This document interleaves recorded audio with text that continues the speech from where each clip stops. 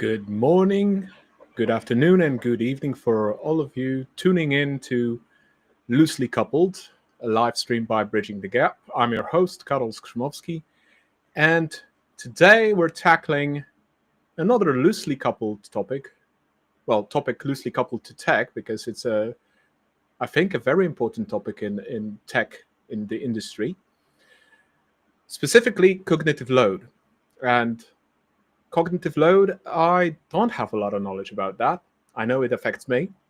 I know I have some problems with cognitive load. I mean, I suppose everybody has. I know that is a troublesome topic when unmanaged. And today, joining me on the stage is Radek Orszewski, a accredited Kanban coach and professional and trainer, and also a team topologies advocate who provides training and consulting across Europe to teach team topologies and implement all of that with customers. And Radek today is going to be talking with us here about cognitive load and the implications that it has on our work. Hi, Radek. Hello, hello. Hi, Karol. Good to be here. Thank you for having me here today. All right. Radek, tell us a little bit about yourself and a little bit about your work as a trainer and team topologies advocate. Because Kanban here is a little bit less important in the context of our chat. But they are interconnected because we're going to talk about limiting cognitive load, and Kanban is very much about limiting work in progress, which in the end maybe is the same. But you introduced me as a person who works with team topologies. That's true. Looking at my professional career for close to 2 decades, what I try to do is I try to help people, organizations to work in a more pleasant and effective way. I discovered 2 years back team topologies. Many of us have read the book probably, and for me this was really interesting that it looks at IT industry, looks at knowledge-based work from this socio-technical perspective. So on one hand, we have this human factor. On the other side, we have increasing every day complexity of solutions that we develop, that we build. I'm happy to say that the team topologies community was very open to welcome me. So I first became an advocate, as you said, so someone who promotes and educates about this approach. But in my everyday life as a consultant and trainer, I provide classes under my brand Lean Agile Ninja. We are authorized to provide the team topologies classes, I work with people like yourself. I mean, people who are architects, people who are managers and leaders, and they try to somehow balance how we approach everyday complexity, and we try to find something in between. I believe 2 ends of the spectrum, where we say, we like to be specialized, we like to do what we do well because we are recognized for doing that, and on the other hand, we would like to have some flexibility and go beyond our existing roles or responsibilities. That's when we discover that cognitive load is a thing. Like you said, you feel affected by it. I feel affected by it every day. And this is really interesting topic that the industry is not, I would say, unified how to look at the cognitive loads. Maybe that's also a topic for us to discuss today. I'm sorry, I'm a bit distracted because it seems that we have a bit of a technical issue today. Mainly that, unfortunately, we're not streaming on LinkedIn for some reason. It didn't start. So I'll just pop in a message on LinkedIn to say we're sorry that there's a technical issue, and invite everybody to join us on YouTube. But all right, so cognitive load affects every one of us, right? So perhaps for those who have no idea what cognitive load is, well, I wouldn't say I have an idea. I have a very basic understanding, probably a little bit misguided. Yeah, perfect. Sim, thank you for the info. Yeah, we know it's working on YouTube. Right. It's only the LinkedIn that's the problem. So if we're talking cognitive load, right, and we're going to probably jump into the more detailed explanation of our types, etc.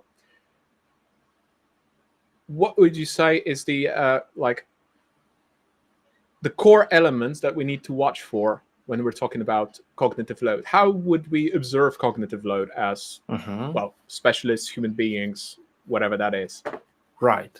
So I believe it makes sense to maybe take a few steps back in history, because the term cognitive load comes from psychology of education. Australian scientist, researcher John Sweller coined the term in 1980s, where basically he proposed the approach or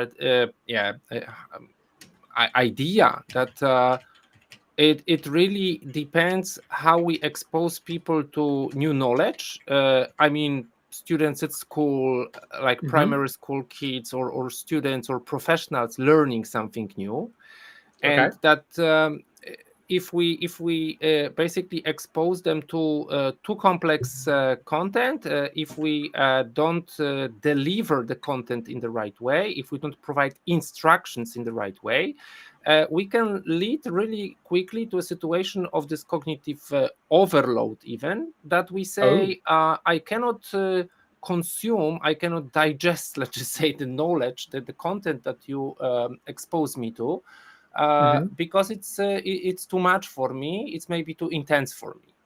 And I believe this, let's just say, education and psychology track goes on until nowadays you can, if you type in cognitive load, you can find materials for professional educators like teachers at schools.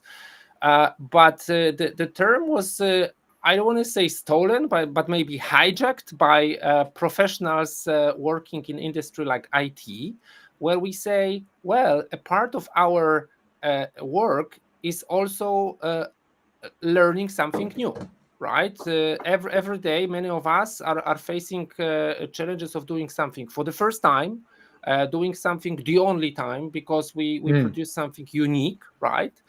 We are exposed to new technologies. Hey, there's a new language. Hey, there's a AI. Hey, there's a new framework, or there's a new business context. And because we are lifetime learners, I believe I can speak not only for myself but for many of us, right? It happened that the rate at we are exposed to new challenges or new knowledge can also trigger some let's just say behaviors, some symptoms of too high cognitive load. And of course, there's maybe this, academic discussion or debate if that's the correct to hijack and use the term cognitive load in this domain and apply it not only to individuals but also to the teams or organizations. I don't want to go into it today, and I believe like many of our viewers are not interested in it because I don't find it really practical. I would say the cognitive load is like a bad smelling air. Yeah, coming back to your question, what would be how would I recognize it, right? So you say, well, if you enter a room and you feel like bad smelling air, you say, oh, something smells bad here. But after you stay in this environment, in this room for quite some time, our sensors in nostrils like becoming immune to it. We don't feel it anymore. Yeah, it becomes like, oh, we just work slowly here. I'm now translating this to other symptoms, right? Correct. Our brains adapt, basically. Exactly. Yeah, we don't deliver, right? And this is really interesting. That we say we enter our professional environment with certain capacity, with certain memory that we have available, right? Mm-hmm. And if we see some symptoms, we're going to go deeper into it. Individuals and teams exposed to certain, let's just say, factors start showing the results, symptoms that we cannot focus, we cannot deliver, we juggle too many topics, we do not meet the deadlines, and it has, I would say, again, socio-technical consequences. So on one hand, people are like, completely checked out. They are overburdened. They feel like, oh, this is the professional burnout in the end, maybe that I suffer. And we also see it reflected in the, I would say, technical results of our work, right? So the work is far from something that we would be proud of. The solutions that we choose are far from perfect, right? And it's good to say, are we not designing, unfortunately, I'm not saying that we design it, but like as the whole industry, don't we design the environment to even increase this cognitive load and to make people, in the end, suffering? I know it's a strong word in work environments, because we don't know it's there. That's the topic of today's meeting, like identifying, recognizing, acknowledging that it's there. And second step is like doing something about it. So managing it, right? And there's no one silver bullet solution, because we need to first identify what type of cognitive load do we deal with. And then decide, okay, what kind of strategy, what kind of solution, probably we're going to come to it today, is like maybe applicable best in this context. Oof, that was a hefty explanation. Heavy intro. Yeah, I know. Yeah. So let's maybe play around with some analogs. One of the analogs that came to my mind where we were discussing this topic before the stream was a very known law in IT, which is Conway's law. Mm-hmm. So Conway's law is a design law, so that we're reflecting analogs in our life in terms of how we design things in organizations in a specific ecosystem. So we're reflecting that. It's either we're going to be blindly reflecting that, or we're going to change something to do things better, right? And as far as I remember, Martin Fowler was describing that in one of his blog posts, the one on Conway's law. You can either ignore it or not be aware of it, and then you will suffer the consequences very dearly. You can accept that it's there and just give up and fall into that and just do with that, right? So deal with that. With, in the case of cognitive load, that would be accept that it's going to be slower, accept that it's going to be there's going to be frustration and whatnot. And then you can, in Conway's law, you'd have the reverse Conway maneuver. So change your organization so that you can change the way Conway's law is applied within the organization. And I think it's a little bit similar with cognitive load. If we start changing the way we work, we will still have cognitive load, but it will be probably applied differently because it's not going to go away, right? Yeah, and this is really interesting to start talking about details of cognitive load, because not every type. I even revert this sentence. Cognitive load doesn't need to be a bad thing, and there are certain types of cognitive load that we would like to, let's just say, experience, not suffer from, right?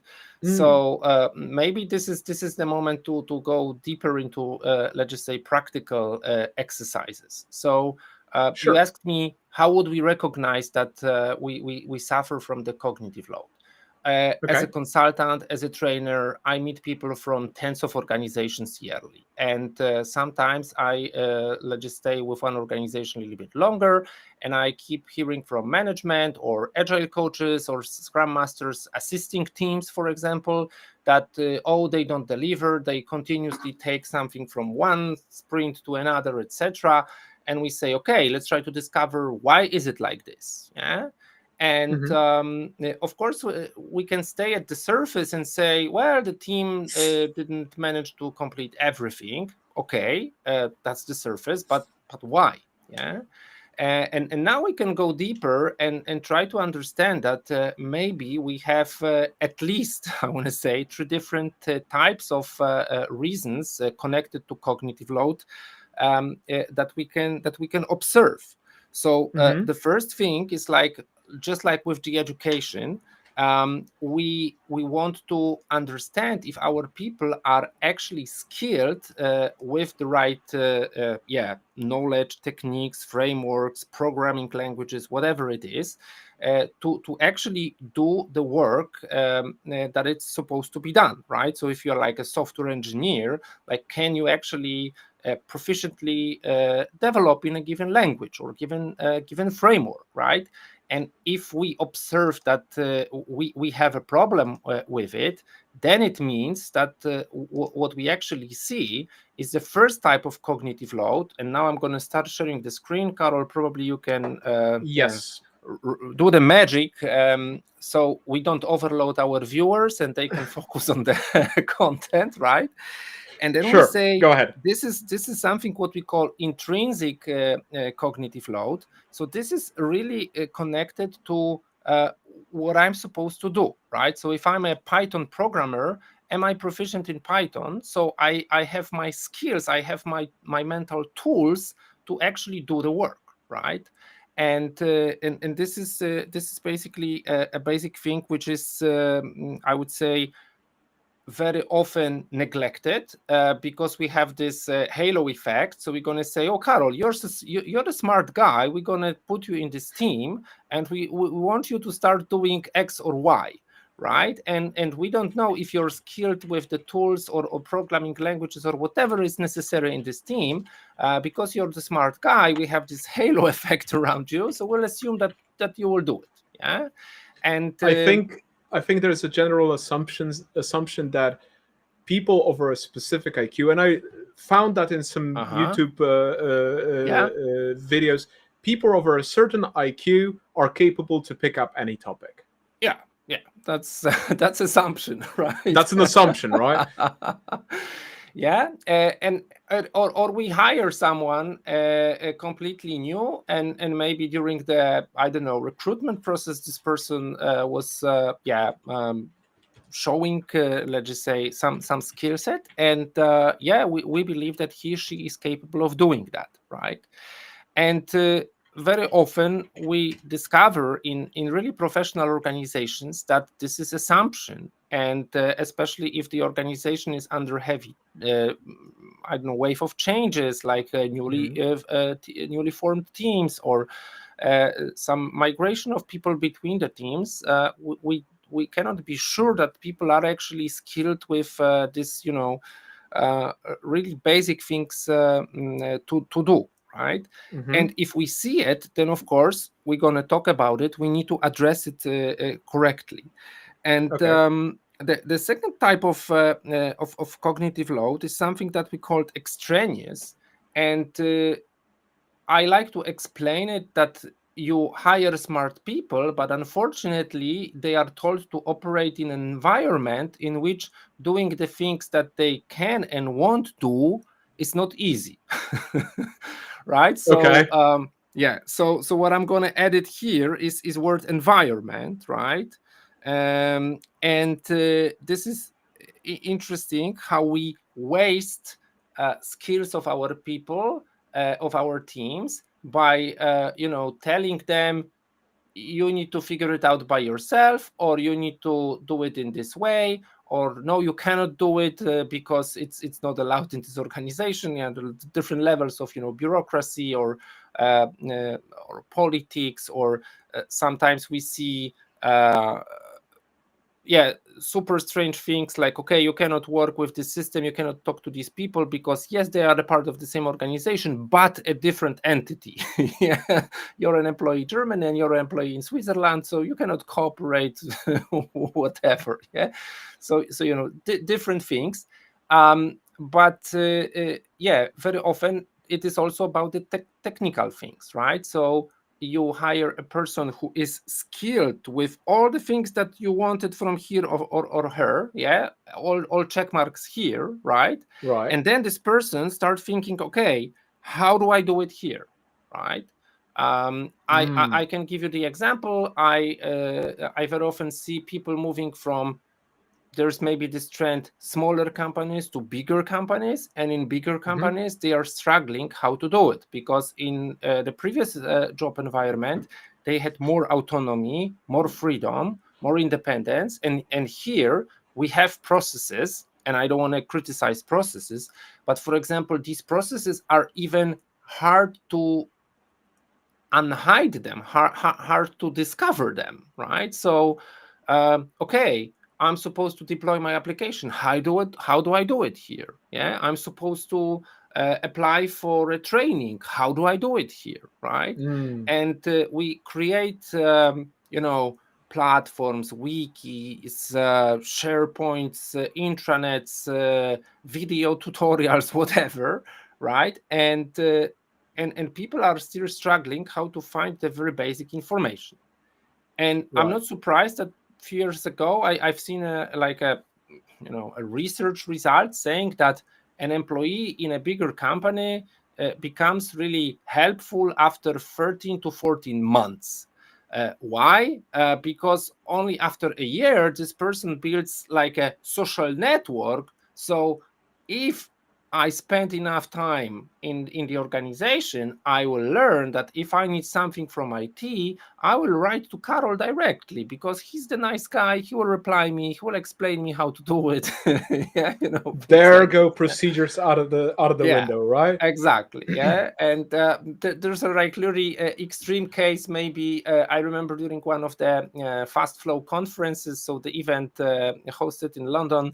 One of the presenters, she was telling about the history of a bank, I guess in the UK, and they had a IT inside the IT department. They had a cloud team, and this cloud team was offering such great services that one part of the bank decided to establish their own cloud.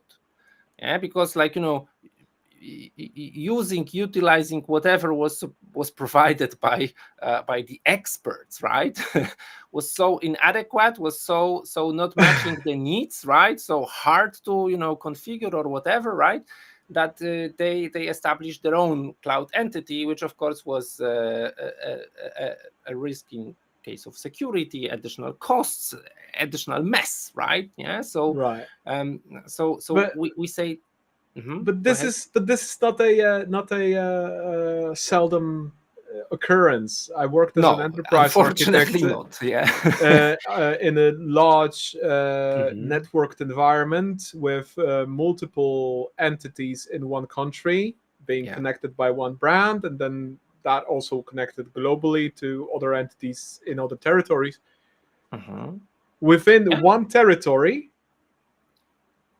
I believe we had 4 or 5 different IT units that were operating on their own, because the one that was provided by the unit that was supposed to take care of the insights, the central unit, was so slow and so red taped that it was impossible to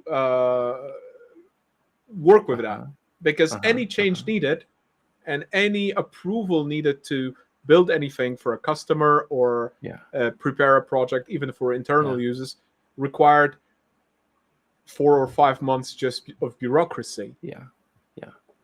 I see a comment in the chat. Of course, it's a learning opportunity how to do it right? But on the or other how to work around it. We have this thread, I don't want to lose track of our audience. I want to say there is this good type of cognitive load, because I started with this sentence, right? That cognitive load as such doesn't need to be something really bad. We have this third type that we call germane, and this is something that it's actually about delivering value. Building whatever we are supposed to whatever we are supposed to build. And now if we will understand that, again, there was this comment talking about the bucket, right? So like I have my brain, or we as the team have the bucket, and this is our mental capacity. And if we say we spend a lot of this mental capacity on dealing with our maybe deficits, unspoken lack of skills in what we are supposed to do, unfortunately, I would say there is a big volume of this extraneous, how do we do it here? We would like to do it. If only we could. Yeah, I don't know, whatever comes to your mind.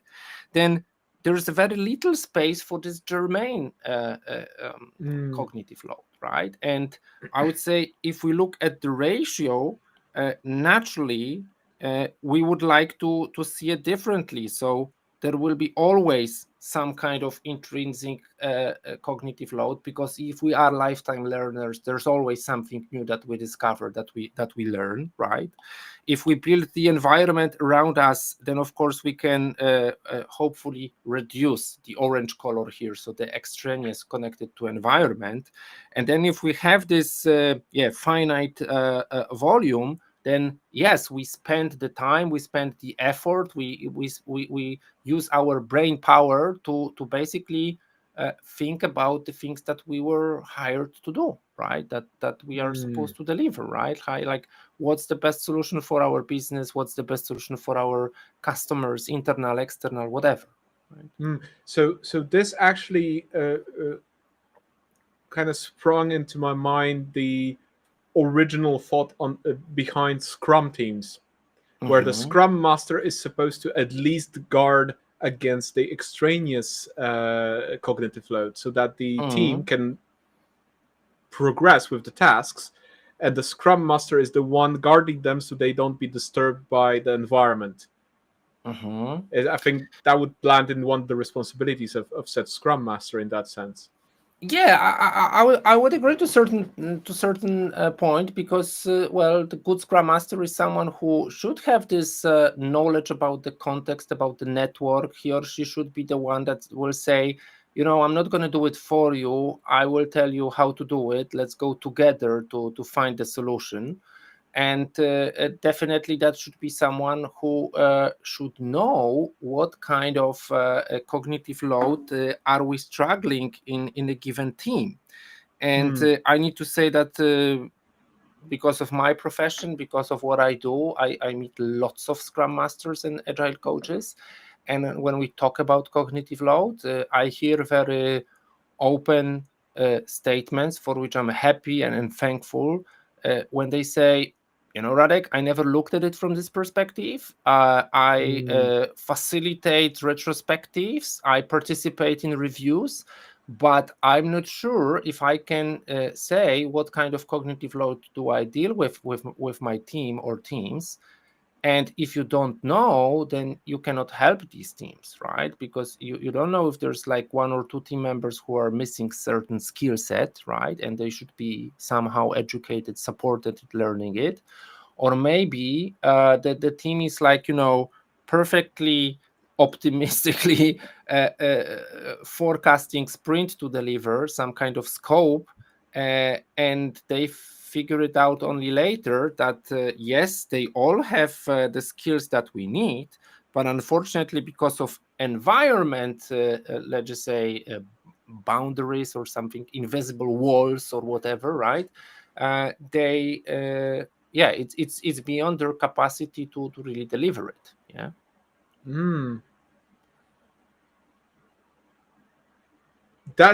That's very difficult to say which is which, and what we're actually handling. I think that would require some really hard reflection. Yeah. To understand And that. to make it even more complex, there's always context, and context is the king, right? So, Right. So asking simple questions can actually lead to interesting conversations. If something that is easy for you is easy for me, is it a matter of my skill? Is it a matter of how long do I work in this organization? So I know how to do it, right? It's different for organizations who work on well-established, long-running products. It's different in organizations which are building products from scratch, right? And we have maybe not well-established processes, but again, that's an opportunity to build them the right way, to build them that we don't design them to generate a lot of extraneous cognitive load for our teams or employees. So a few examples that come to mind in terms of also handling this. If you worked in large organizations, they have certain procedures for example, onboarding professionals. I found this, I think, several times in many different companies, that, for example, to limit the extraneous load, there is something called the buddy system. So on onboarding, you get a colleague of yours assigned to you as a buddy who is supposed to answer all manners of questions that are not management level questions. Would that be considered to basically tackling a part of the extraneous cognitive load for somebody who's a new employee?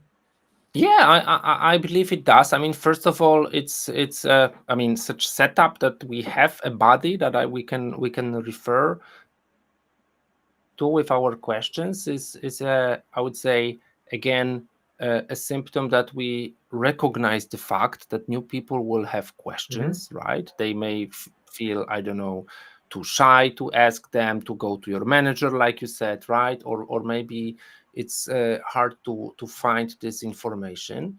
So that's probably one strategy. What comes to my mind also from this perspective is that I know everyone's talking about AI now, but I think it's a good case. This is no joke, right? That I know teams who are like basically building their own models and or agents, and they feed them with curated information about the context of their product, technological solutions, whatever. So you may have this kind of virtual body, right? So you can ask, right, a chatbot or a solution like this to say, tell me, how did you do it before? Where can I find the solution? So we are not talking about the AI agent here working like doing the work of a developer, for example, right? But being this virtual team member which provides the context-based knowledge, right? So we can have our own whatever Claude, ChatGPT, or whatever instance, right? And say, this is fed with our data, curated one, so maybe it will reduce the chances of hallucinating, right? And this is our 24 hours never sleeping body that will help us, right? One more sentence, thinking about team topologies approach. If we say good platforms are self-service platforms, right? So this kind of solution, right, could also be used company-wide. If I want to know how to do whatever X, apply for holidays, or what to do with the beers from my business trip or whatever, right? Then of course I can first try to find it on a wiki or SharePoint. I can try to read the static PDF explaining it, right? Or I could have the AI agent who will just, tell me how to do it, right? And it will lower my extraneous cognitive load. It will be more friendly. It will reduce the time that I'm supposed to spend on something else better than digging the company intranet. that brings me to a very interesting realization now that I have been lowering my intrinsic cognitive load heavily by using specialized AI. Because since I do own a licensed Google Workspace environment, and since January, Gemini is included in every license. And basically that the plugin for an AI is available in every single tool. On top of that, you can specialize your Gemini chat with a specific persona that has a detailed plan what it's supposed to talk about and do. So I'm not a specialist in many things. I am a specialist in enterprise application integration. So basically, while I have, let's say, an interest in educational psychology, or I do enjoy beekeeping because my stepfather was a beekeeper, I have limited knowledge about other areas of life because, well, never going to be a specialist in those. And, well, I could read up on them, on those topics, but the day only has 24 hours. I still need to sleep, and I have 2 kids and a wife. So that kind of limits the possibility for me to gain new skills. So, for example, if we're talking about marketing or business planning for trainings that I do, or planning even these live streams, I'm not versed with the LinkedIn algorithm and doing social media. So basically, instead of that, I did what I do best. I solved the problem by doing something IT related, which I actually know and understand. So I built myself a specialized chatbot to figure out for me, based on whatever is in the internet, how to deal with social media posts and how to approach writing those or strategize content creation so that I don't burn out just from doing content. And I just now realized that actually I've been very heavily influencing the intrinsic cognitive load on my shoulders, so I can then deal with actually having the germane cognitive load. Oh yeah, okay. So shifting this way, right? And that's an interesting observation because I completely did not realize I've been doing that, but it helped a lot. Yeah, I mean, like we started the conversation talking about the cognitive load, something that is present in our lives every day. It's present in our non-professional or private lives as well, right? So, how do I shift it to increase cognitive load or increase my mental capacity that I can spend on doing these things, right? And reduce whatever is here on the left-hand side, be it the red one or the orange one, sticking to the colors. If we say, the volume, the capacity is finite, right? It's not like our brains are, stretchable endlessly. But I want to say here that it doesn't mean that we cannot grow in terms of our skills, right? Because if we identify this high intrinsic cognitive load, then it's a signal that we are asked in our professional environments to do something that we are not skilled enough to do, or maybe to do in a proficient way, and that's a signal that should, I would say, radiate in the organization, and organization should support us, right? And if we look at the org chart, it's even more complicated. Why? Because not only the cognitive load has its all flavors that we just discussed, but they also change in time in different parts of organizations, right? So, we started with Conway's law when we say very often the product of organization reflects the structure or reflects the communication pathways, right? Who is speaking to whom and who is not speaking to whom. We can see it every day, as users of commercial products, like, oh, this clearly was done by 2 departments, right? This is so incompatible or so broken UX is in it that we and I see it every day as an right? integrator because I'm in the middle of everybody and seeing how I bet you how do, these right? two systems are completely Yeah. siloed and never exchange a single word between them. And they need to exchange data. Those people probably not even attended the same integration party, right? So that's another topic. So if we look, that's if we look at the organization, we could say, oh, I have a picture of organization. I'm copying it. I will explain in a moment why. And I could say, oh, I have a team, and this team is relatively new. It's let's just say composed of I don't want junior people or something like this. We see a lot of red signals. So sticking to the color code, the intrinsic cognitive load, because these people are maybe not skilled with what they are given the task of now. At the same time, we may have a team who is, for example, given challenging task requiring communication or support or services from teams which on the org chart look relatively close, but we see that they belong to a different department, right?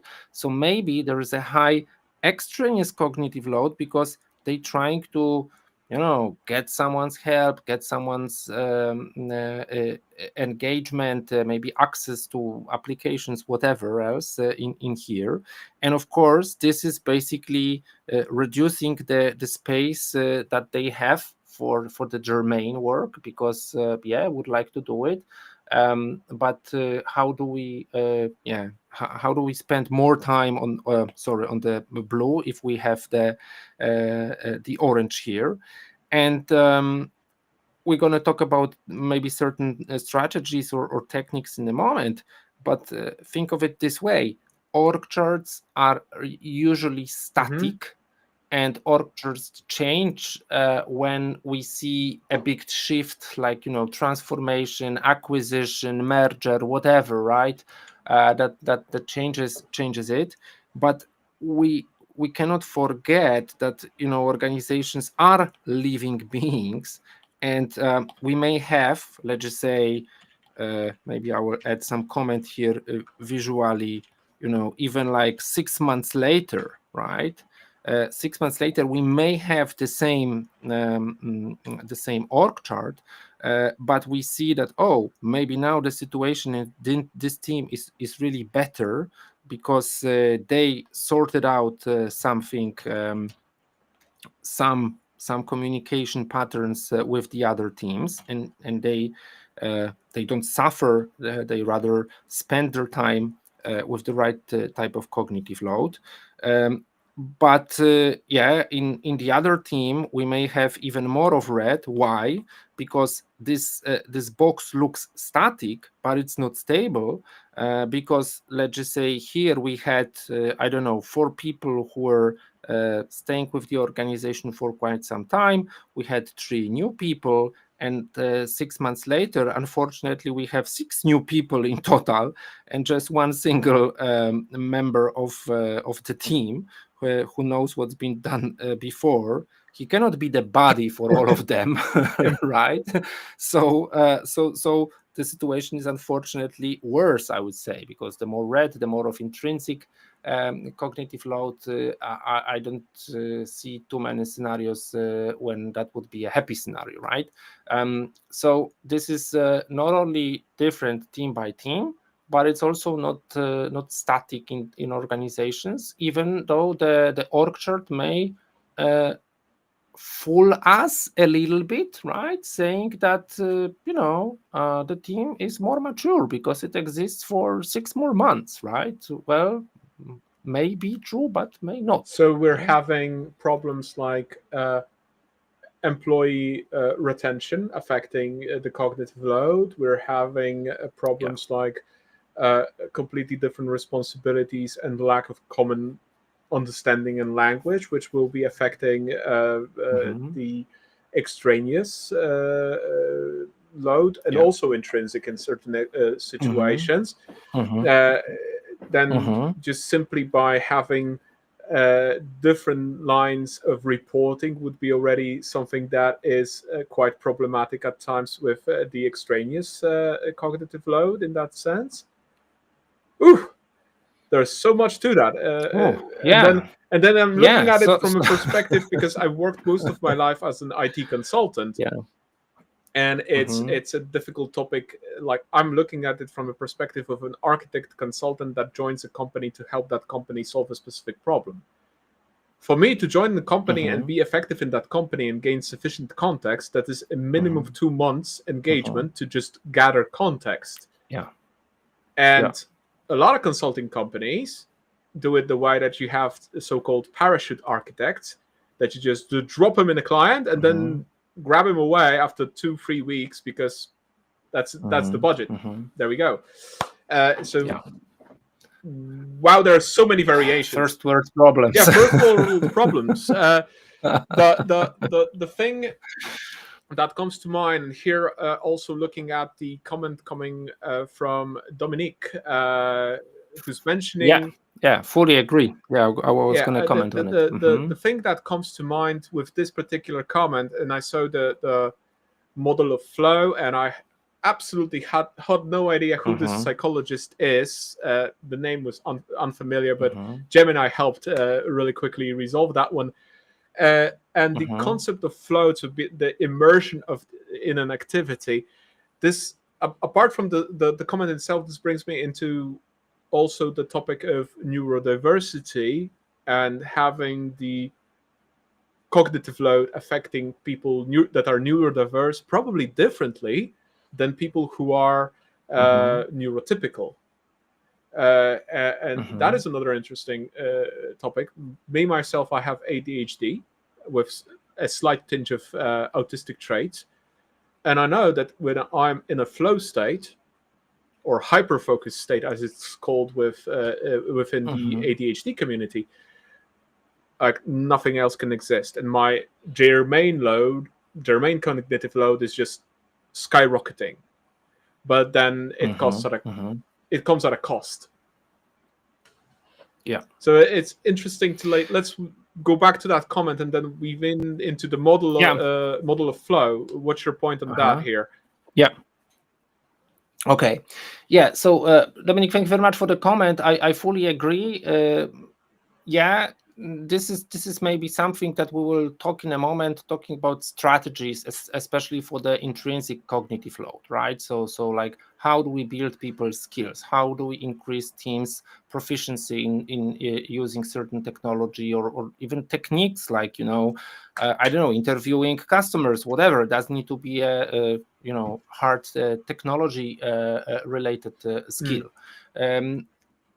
I want to say, not to overwhelm all of us, but you're right, Karol. The fact if a person is somewhere on the spectrum of certain challenges with focus, with whatever different else, brain chemistry, is one brain aspect. build, basically. I want to refer to the off-the-stage conversation about different nationalities. These days, even different generations, right? Like I'm 40 plus, right? and one could say, he's gonna perform differently than the Gen Z people. Yeah, but are Gen Z people also all the same? Not, right? Most likely.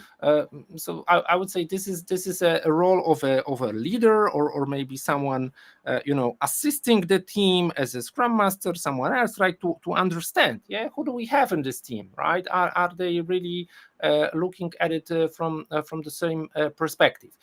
And following the Dominic's comment, I want to say, going into practice. So we recognize, we acknowledge cognitive load, different types of cognitive load, the fact that the cognitive load in the teams can change over time and will change over time in teams, in organizations. Maybe it's worth start talking about, what do we do with it, right? And if we imagine organization, and if we imagine that there is a team, and we wish from the team topology perspective that should be the streamlined team, though. So they should take a problem and they should deliver the solution, right? If it's a Scrum team, if it's product team, it doesn't really matter. You can use different vocabulary here, and we say we see in this team that there are some symptoms of this intrinsic cognitive load. Following the flow or Csikszentmihalyi the concept, how do we approach it, right? And now I see many anti-patterns in organizations. So we say, if we are missing, let's just say, skill, which is red, what we are supposed to do? Well, let's hire the red expert and let's insert him into the team. Problem solved, right? No, we have a bottleneck. We have one bus factor 1. And if we don't basically propose any solutions, it won't be that naturally by osmosis this red skill will spread across everyone else, right? That's not it, right? So what do we try instead? Well, maybe we will find people inside our organization or outside of our organizations. Let's create the red team, and red team knows that they are actually really valuable to the organization because they are this redness center of excellence. Okay. Yeah? So let's build the ticketing system. So every time the yellow team wants something from the red people, please create us a ticket. This ticket will wait in a long queue of other tickets, right? And maybe in a few months we'll come back to you and do it, right? Okay, again, something really stupid, and sometimes managers. So we basically ahead, solve the lack of scale by introducing extraneous cognitive load. Yeah, exactly, right? Because we need to figure it out how the heck to create a ticket for this team. So that's what's the Jira project and then all the right? frustration by waiting for that team to actually deliver something. Okay. Yeah. But I see, again, I'm not judging that these are bad intentions, right? But I see the team and they are missing this certain skill. And I see that the manager leader says, like, go and figure it out. Yeah, I want you from as of next Monday, be expert in red. Right. Yeah, be expert in this missing skill, right? And this is something what very often frustrates people naturally, because, well, how am I supposed to be an expert in it? How about even be proficient in it? We are surrounded by people also because of neurodiversity who want to be very proud of what they do, right? They don't accept some inferior solutions, right? They would like to be really not ashamed of what they plenty ship, of perfectionists right? in IT. Exactly, right? So what do we do, right? And I give here a simple analogy. So it's still the summer time. So let's just say you want to learn how to sail. What do you do, right? I mean, you can go and say, I want to watch many YouTube videos about sailing. Okay. Probably you're going to learn a lot of language, a lot of theory. You don't know if actually theory applicable to your needs, because you may be watching videos about the ocean sailing while you're going to be the lake sailor in the end. Quite right? a difference. So we don't know, right? Yeah. You may say, I have very little time, but some money. So I'm going to go to some marina and I'm going to hire a skipper. Yeah, with a pipe like every sailor, right? And stripes on his top by the sailor gloves, and the crew. And I'm gonna sit on the boat and I'll tell them to operate the boat for me. I will learn by watching them. Yeah. So for me, this is of course silly strategy. Just like I would say, because I have flown this year already more than 20 times a commercial airplane, then I'll become a pilot. No, I'm just a passenger, right? It doesn't make me any closer to becoming in a terms pilot, of right? sailing, this approach would actually be Yeah. probably closer than a YouTube Good. tutorial. Cool. Yeah, exactly. Yeah. You're right. Yeah, because in the commercial airplane, I'm not even allowed to be in the pilot's cabin, Yeah. right? So I don't know what they press or what they pull, right? Here, I could watch it, right? And naturally, when I ask people, so okay, if you say this is not the way and this is not the way, what would you do? And they say, oh, I would hire an instructor, or I would sign up for a sailing camp. So I meet other people like them, and as a group we Okay. learn, right? And I say, okay, then why don't we do it at work? Yeah, if you believe this is a good way to to acquire a skill, right? To build, increase the skill, like why don't we do it at work this way, right? And what would it mean at work, right? So at work it would mean that we introduce this concept. As you can see, I have a lot of icons with team topologies. I'm gonna find one that we call enabling team, Okay. right? And enabling team is not the team that's supposed to do something for you, but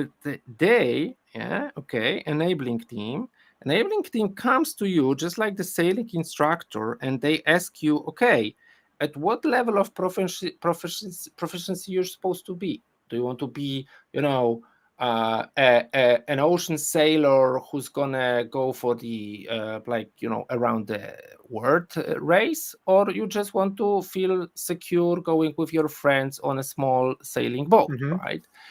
So what's the goal, right? What do we want to accomplish, right?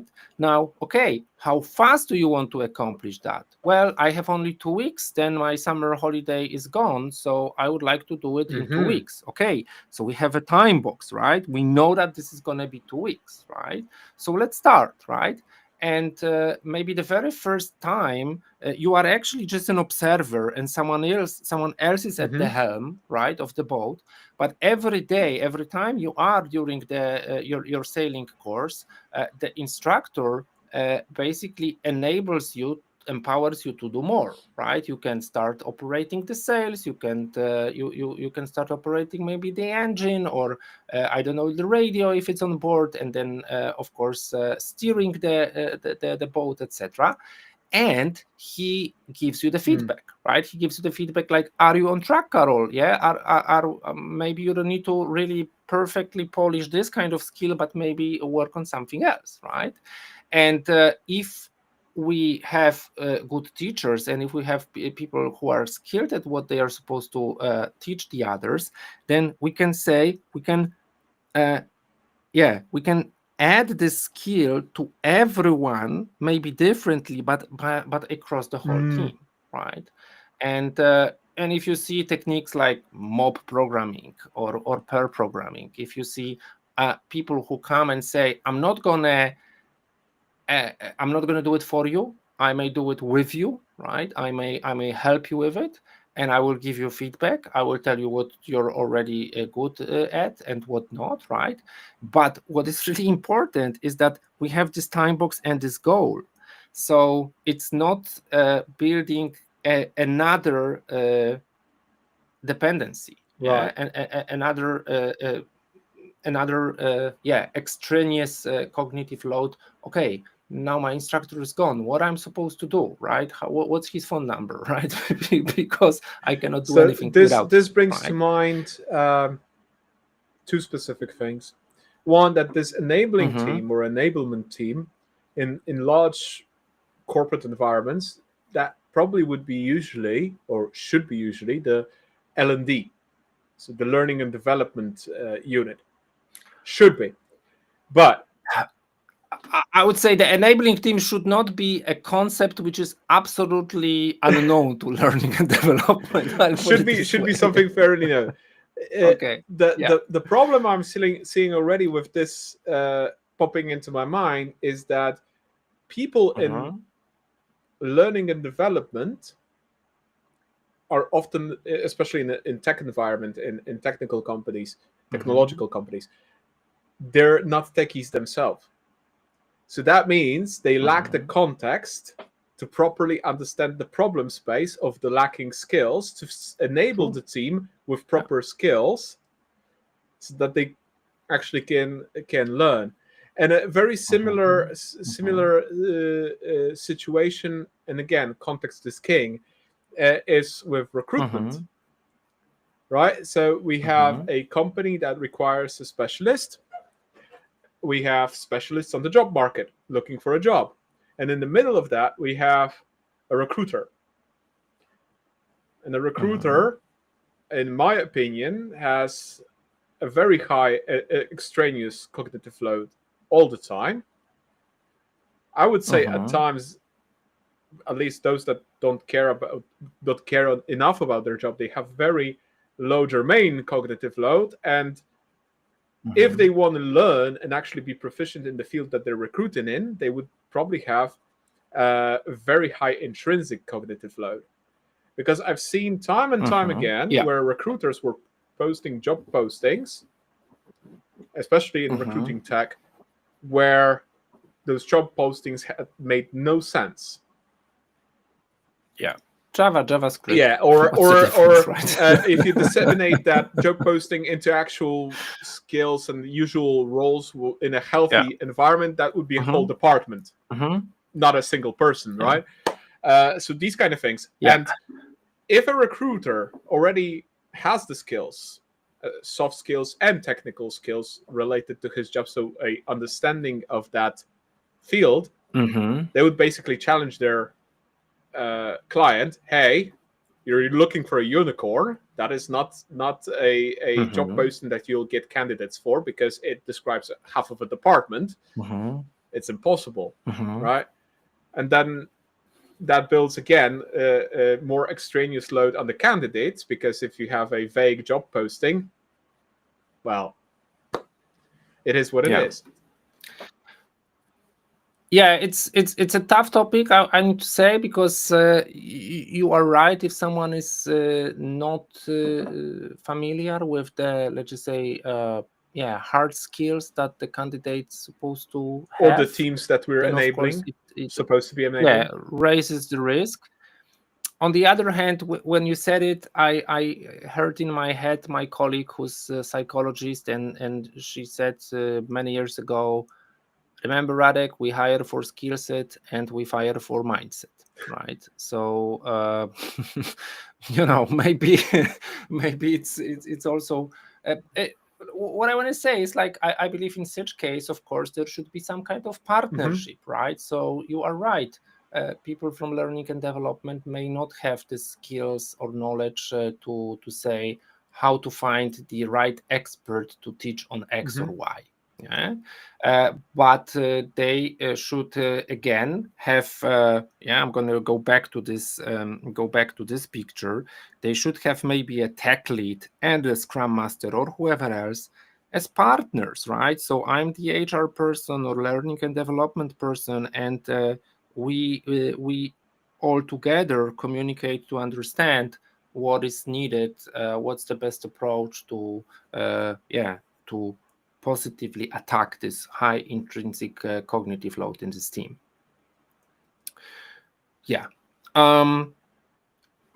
I don't know what's the expectation of our viewers, but we said how to recognize and how to manage cognitive load. So if you don't mind, I would like to move along, because we also need to talk about this orange, so extraneous cognitive load, right?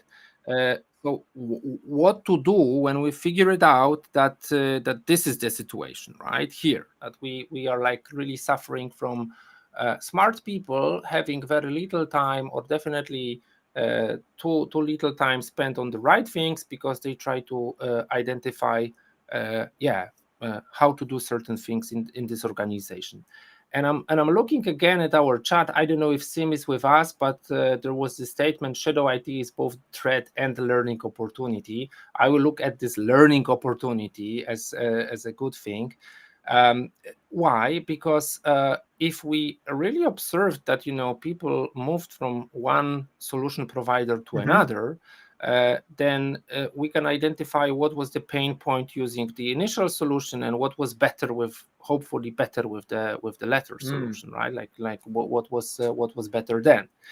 And if we look at the team topologies from team topologies perspective, if we have a team which is not independent completely in delivering, because let's just say they are supposed to deliver something, but again, it would really overload them to learn quickly something that they don't want to have PhD Right. at.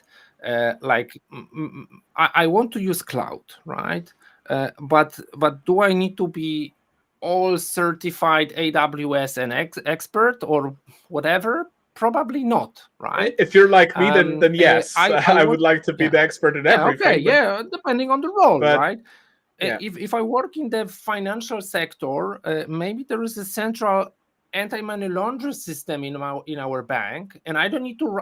I don't want to write it from scratch, right? I would like to use it, yeah, just use it in a safe way.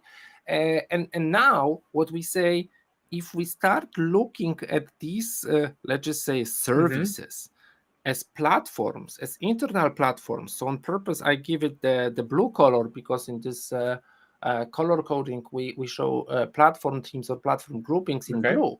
We say, okay, what is really the need? What kind of services are needed?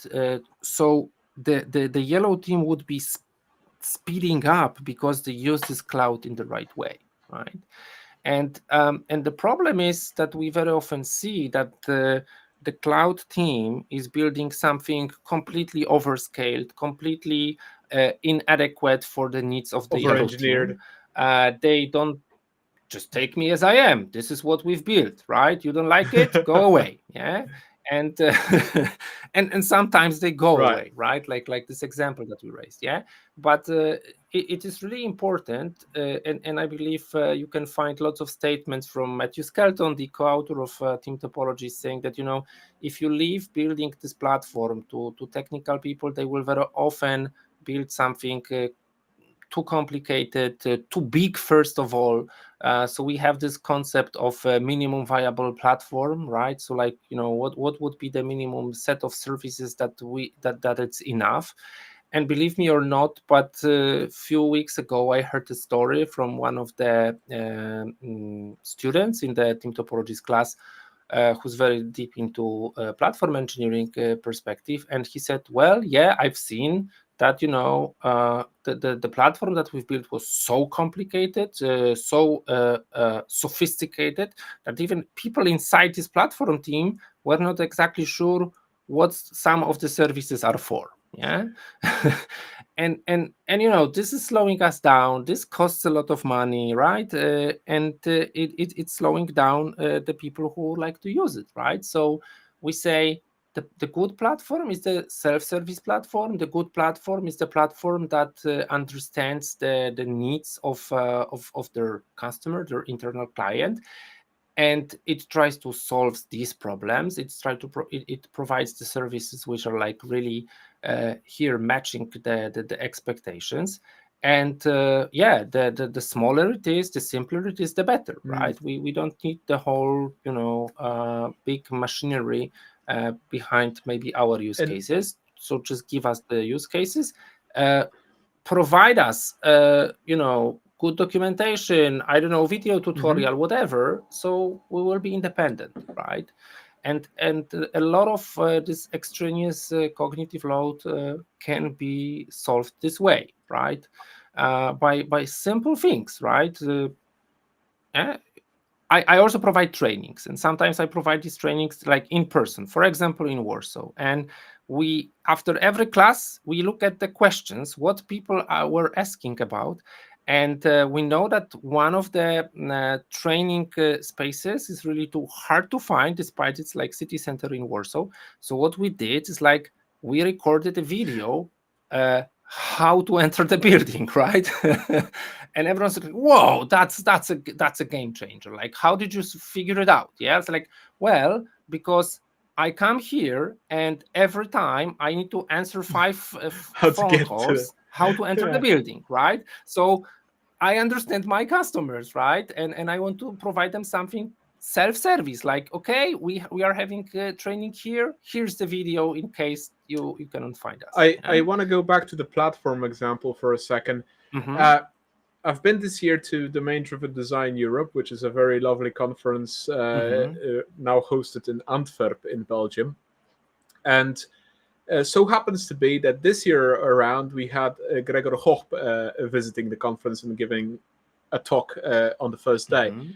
And well, he's now very famous for the architect's elevator topic, and basically he's dealing now with platform engineering. And he showed it.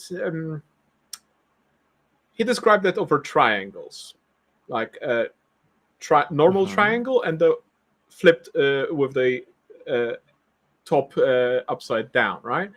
So like this. Yeah.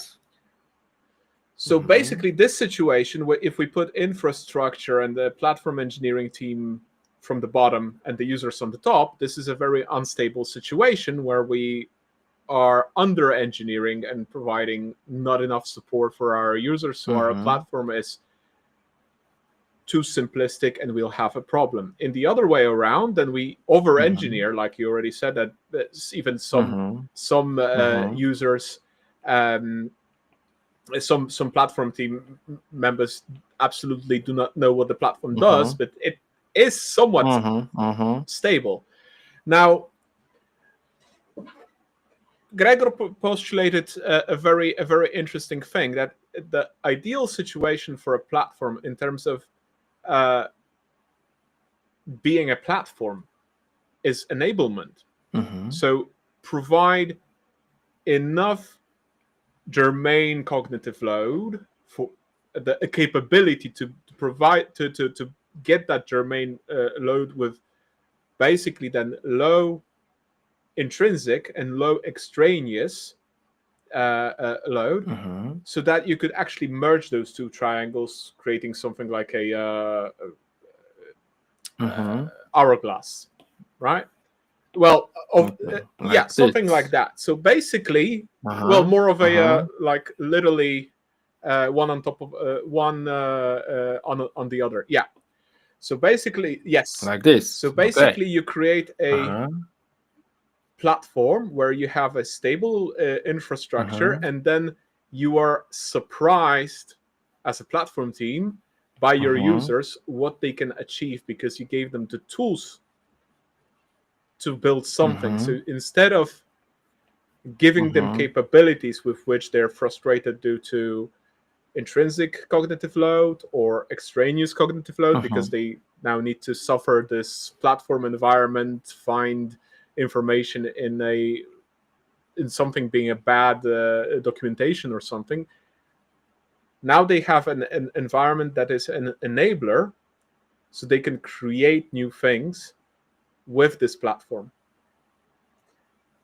And if your platform team is surprised by what users do, that would constitute a good platform. Yeah.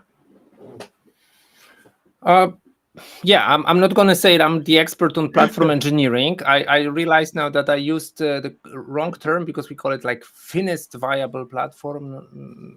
But yeah, I think it's still close to what you just said, right? Like, I understand that, again, from a team member perspective, who is asking for a service from this yellow team, I may want to just one simple service, but of course it could be a simplistic, superficial view, and maybe the platform should have a more stable basis, right? For security reasons, scaling reasons, whatever else, right? So I'm not saying it's only this, that the smallest possible solution will be meeting all requirements. But a solution that's an enablement would then limit those loads. Still, what's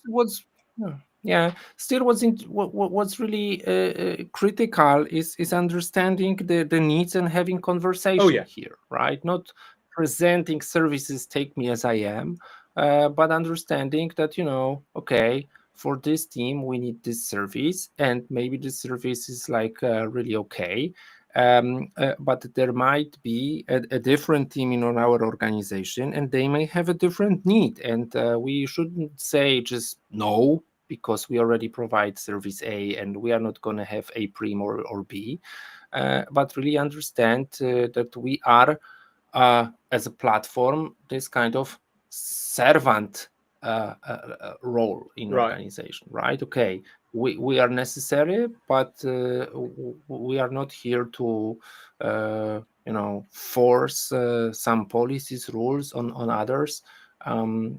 There's a very good statement that the good platform is the platform that the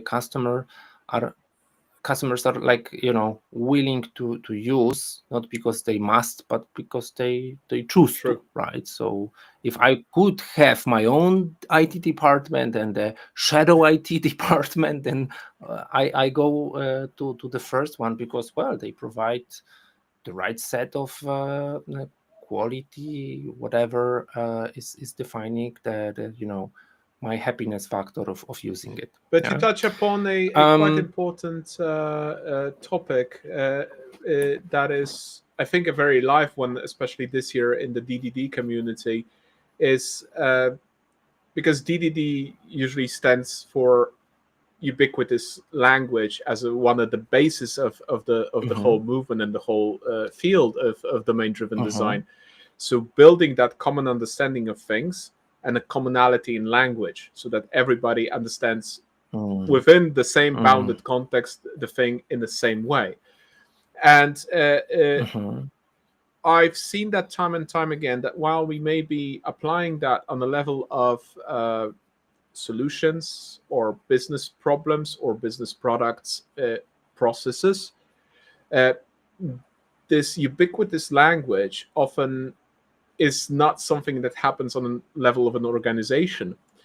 And this is also where this extraneous cognitive load kicks in heavily, because we can be talking about exactly the same thing, but because we're using different terms for the exact same thing, we create a complete disconnect and we're not able to communicate with one another. And that leads to frustration, burnout, and whatever else is there in a sense of those different problems, cognitive load problems.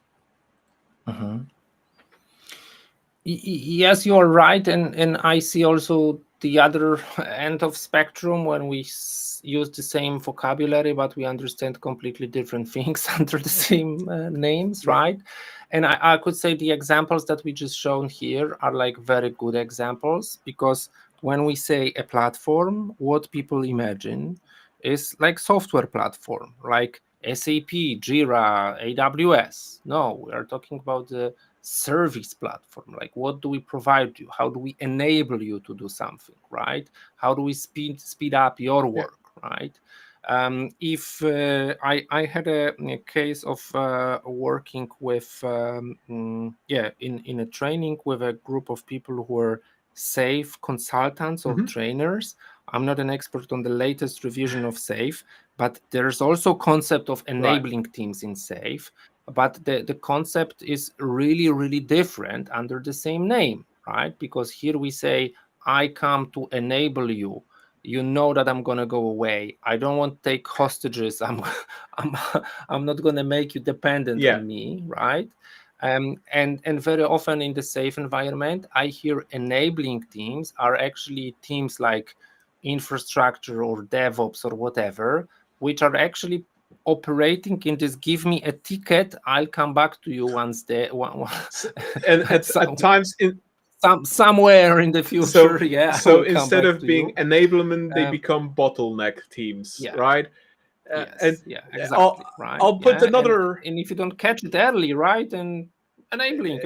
I'll put you another example from a perspective of learning languages, and you're absolutely right. It's not only about using the same terms and words, because it's also about the semantic understanding of those words. So we need to build a semantic dictionary of what we're actually talking about. So that common dictionary, and that will limit the extraneous cognitive load. but that takes a lot of intrinsic cognitive load then to do. But just to give you an example, I was just before our stream, I went to the shop just to do groceries. And while exiting, I met a language partner that used to be assigned from a non-profit here in the Netherlands to my wife for her to train in Dutch language. And we dived into a little bit of a conversation, and I told her what's going on in our lives, and she was very happy to see me. And I told her I'm beginning a new job. And she said that in Dutch that there's this phrase, I didn't exactly catch the meaning, but it was like a very positive phrase of not maybe congratulating, but like hoping for the best or something like this. And the phrase was "toi toi toi," and in my Polish brain, when I hear "toi toi," it's like, I already do not retain the meaning of that phrase because in my brain it opens up a little bit of a box with portable toilets, right? So toi toi, portable toilet. Same phonetics, same word, maybe different spelling perhaps, but already the semantic meaning of the term made it completely impossible for me to comprehend what's going on in the conversation at this point. And that happens a lot of the times with companies using abbreviations all the time. Like, what is MVP?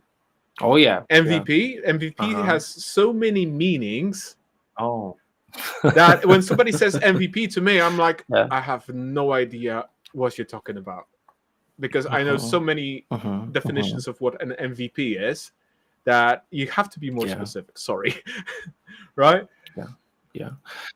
So, Karol, I will now do the segue to my Kanban ladder life. Yeah, sure, go ahead. Right. So what I try to teach people is that if people come to more advanced Kanban classes, they are like coaches, consultants, whatever. I say, remember, every time you hear we do Kanban, we want to do Kanban, we are moving into Kanban, first thing, ask, what do you mean by Kanban? What do you mean? Is it just a board? Is it a pull system? Is it a method? What do you want to accomplish? How would you say that we reach this, Kanban? What's the success criteria? What's the end state? Exactly. Exactly. And it applies to language, to enabling other teams. How would we recognize that we enabled them? Right? How would we recognize that that we really did our job well? How would we say that if we are the only cloud they use us, but if there would be another cloud, they would stay with us? So right. How would we really fulfill their needs because we really understand what our customers want? That's a difficult one. And difficult one. And this is a good segue to this germane cognitive load, right? Because take a look at this. We somehow naturally moved into this area, because if you are a tech leader, if you are an owner, driver of a platform, then of course you basically repeat the same lesson inside your team. Are my people skilled to build the platform? Right? So do I have intrinsic cognitive load in my team? Right? Are my people facing some kind of extraneous cognitive load? Because, for example, procurement and purchasing and licensing is a pain in the back in my organization, right? So I know what I'm supposed to do. I know what I should buy for my internal customers to speed them up, but how do I do it in this company, right?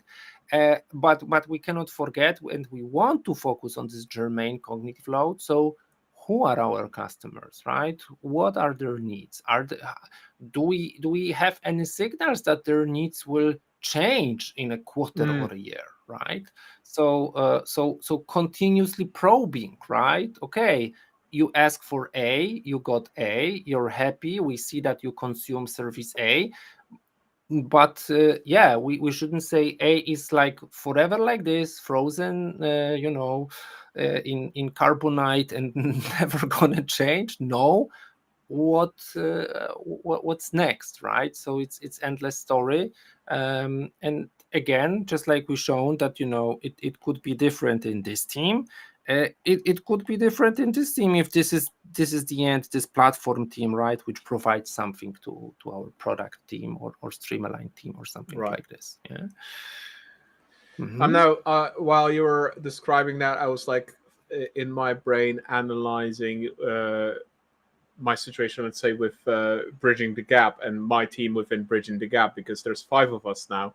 It's like I'm looking at this this way. Well, okay, we're doing a lot of research in the field of enterprise application integration, because that's the mission statement within Bridging the Gap, to enable our readers with tech agnostic, proper training and information about the field. It's like, okay, this is a huge intrinsic cognitive load, because we're getting a lot of information, we're trying to classify that information properly, learning new things about the field that we haven't considered anyhow, and then turning that into the domain where we actually describe that as articles and do video elements and prepare training. But at the same time, because we are working as an open source and after hours, this is more of a project of a passion than actual work. We have a lot of extraneous cognitive load, because all of us are working full time. Most of us have families, and I think only 2 of us don't have kids, but we have our families.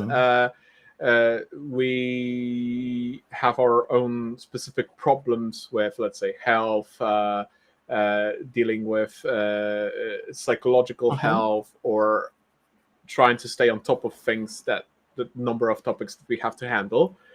So if I'm looking at it from a perspective of Bridging the Gap, we have a bucket full with extraneous cognitive load, a little bit of intrinsic, and a thin layer of germane on top of that. But because we're not doing this for profit and we're not earning anything from it, we cannot really do anything about the extraneous load.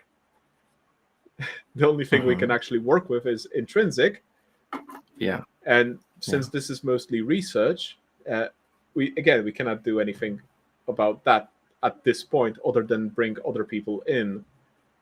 And then on top of that, if we're doing initiatives like exactly this live stream, before doing this, I never streamed anything in my life. So being a perfectionist and having ADHD, imagine how much intrinsic load I had just researching which streaming platform to choose for the purpose, right? So it's interesting to look at it, at everything I do from this perspective, because it's a completely different way of looking at things in terms of cognitive load and how much how big of a cost that is. I listening to you, I naturally started drawing like a wordlay map. So the hope for you and your initiative, right, is that you say a few months ago, I completely the video streaming was completely new to me, right? And as you can see, this is also like visible for our users, so it's also like relatively high on the other axis, right? It's gonna stay here, but it's gonna move to the right, almost to commodity, because you are now more proficient with it, right? And I want to say that I often mix both Kanban and team topologies, because for me it is very compatible that we say, well, another factor that we haven't spoken about yet today, and maybe that's a good segue to your next guest, because I know that you're going to speak to Aleix Morgadas soon, right? Is also like, a different perspective at cognitive load. don't throw too many things at the team at once, right? So you cannot say you are supposed to take care of project A, project B, product C, Right. whatever, right? Because naturally you're going to have a peak in everything what's related to skills, for example, necessary in all the projects.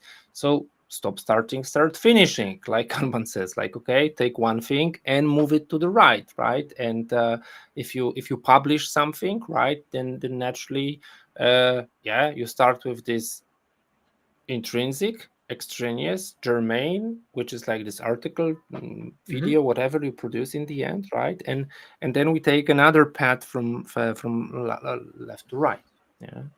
Also from this perspective, and then we free up, let's just say, our capacity to well, I don't know, automate whatever. So we have more for this because we will hopefully have under control what's red and orange, and it's okay that the ratio of the color changes, right? Because like we said, if we are lifetime learners, then naturally sometimes we are craving for red. I can here give my personal life scenario. I have this podcast, the audio podcast in Polish, Kanban przy kawie.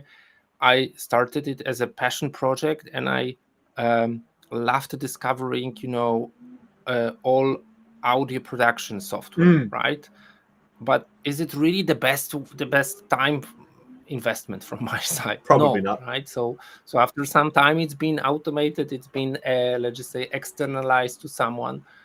So I have time to work on the inviting interviews for guests for the interviews, right? And that's So it. I had the same, pretty much the same workload around that. I had no idea how to do proper invites, so I was like experimenting. I had no idea how to deal with video.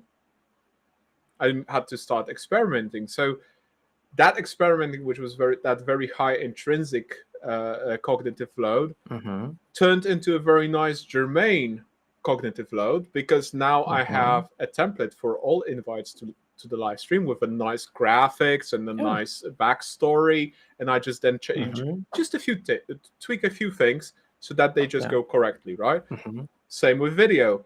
If I would do YouTube Shorts, which I'm gonna do from this live stream as well, now I have a template ready in Google Vids, so I can just paste in the specific piece of video, and then I already have transitions in, I already have some graphics in. I just need to cut it, paste it, see if it works, add a commentary, and publish. And it became more of an automated process because it requires a lot less attention from me than it used to. I don't have to relearn because that's already a skilled gain. So it's in that sense, it's a journey of discovery. But for that part, I didn't have that much of extraneous load because I just did the research and it's good. But in general, if we're looking at the whole picture of bridging the gap, for example, the extraneous cognitive load is humongous in our work. Yeah. So again, contextualizing, for example, the load of certain processes is something interesting then. And I thought about it like, okay, how to wrap it up, right? Because we covered these types of cognitive loads. We covered some strategies about, approaching the intrinsic, approaching the extraneous, not being happy that we don't have germane cognitive load, because we should have it. And I think it's good to wrap it up that, like we started with cognitive load as a definition and how to recognize that it's there. I know that there's this academic, argument if it's there or not, if it's applicable to teams or not. Now, what comes to my mind is like a quote from my favorite writer, Philip K. Dick, who I believe wrote in one of his books that, reality is something that still exists even if you stopped believing in it. And I believe this is with cognitive load as well, right? You may not believe in it. You may pretend that it's not there. You may argue, right, if it's the right name for the phenomena. I'll argue as a big fan of quantum physics. Okay. Okay. It's there, right? If you Yes. call it this way, if you name it differently, that's your choice. Just don't have it in your blind spot, because it's gonna hit you. You as an individual, you as the team, you as the manager or leader of organization. So it's good to be aware of it and understand it. Where are we with it, right? And creating this kind of simple visual, like we just did here. Okay, what kind of problem now we have in this team? What kind of deficits, what kind of challenges we have in the other. This is the first step to define some actions, some strategies against it.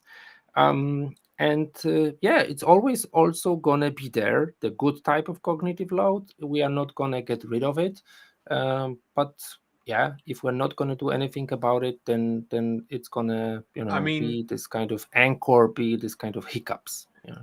You could get rid of it. Just do nothing. Just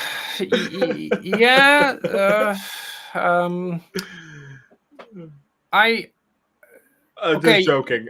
No, like seriously, what would it mean that we don't have it, right? It means like, our company, our professional growth, our even existence as a human being is gone, is done, right? Like if the company goes into bankruptcy, yeah, you don't have cognitive load, but still maybe some lawyers have cognitive load with we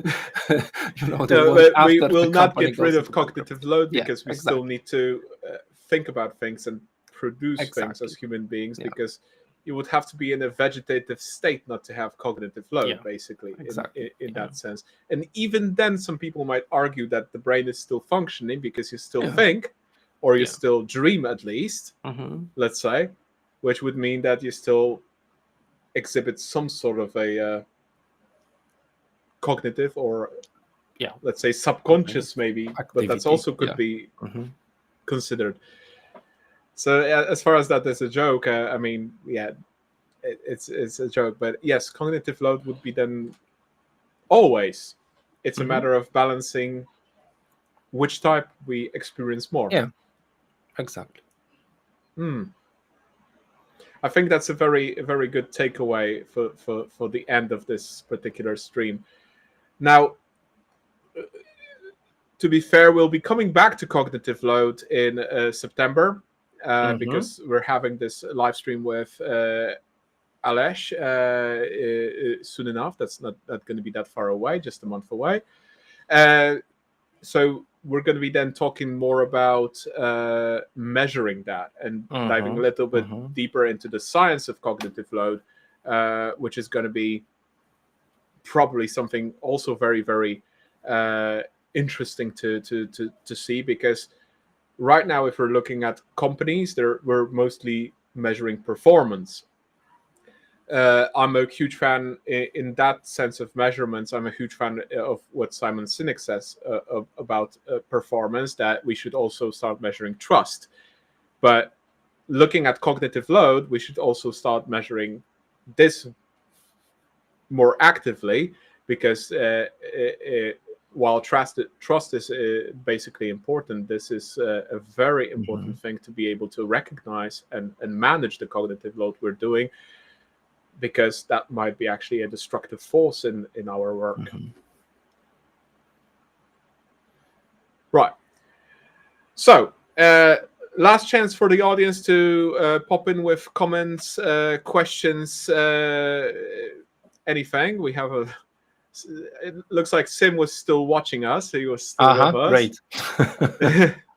And yes, redundancy hits hard. That's true. And if we put value in the things we know instead of the value of our capabilities, then yes, we should start shifting the value a little bit else. So that is a very, very, very valuable comment there. All right. just the last few words then, and I'm gonna move to a slide here before we say our goodbyes. So next up, in pretty much a week, we'll be talking about publish subscribe. That's event-driven architecture. So we're shifting the topics back to tech and architecture. This time around, I'll be joined by Aaron Lee from Solace. He's a former developer advocate, and now he went back to being a solutions engineer. That's going to be quite an interactive session as well, with some really fun examples. And I think Aaron has a bit of a game for us if we'll have people in the audience willing to play. All based on publish subscribe, so that's going to be a probably fun thing to do. And lastly, if you're still with us and still listening and watching, hit the QR codes. You can read about enterprise application integration, which was not the topic of today's stream. At Bridging the Gap, we have some articles touching upon various aspects of working in IT in integration. You can subscribe to Substack, where those articles will also be based on an RSS feed or a subscription-based newsletter. And also subscribe to the YouTube channel so you can get notifications about new streams, new topics that we'll be handling. All of our live sessions are on YouTube as well as LinkedIn. Well, today, unluckily for us, due to a technical glitch, we're actually not on LinkedIn. Sorry, LinkedIn. That happens from time to time. I'll investigate later what actually happened, because Restream is saying we're streaming on LinkedIn, but LinkedIn says so subscribe on YouTube. That's it seems like a more stable platform for watching. Sure. And if you're watching us on the recording, tune in to another live stream so that you can actually participate, ask questions, comment on the topics. And going back to our video feeds, Radek, thank you so much for explaining cognitive load. I think the examples you gave really gonna hit well and land with some understanding. At least I know I'm educated better on the cognitive load and the different types of cognitive load right now, and I know better how to apply this knowledge in my daily struggles as a specialist or a father or a husband. Definitely going to be something useful there to watch for and manage that better. Yep. So hope everybody enjoyed the stream. And Radek, any parting words? Last piece of advice? No, thank you very much for having me. Yeah, it's great that some stayed with us and we see comments until the very end. So hope it wasn't boring.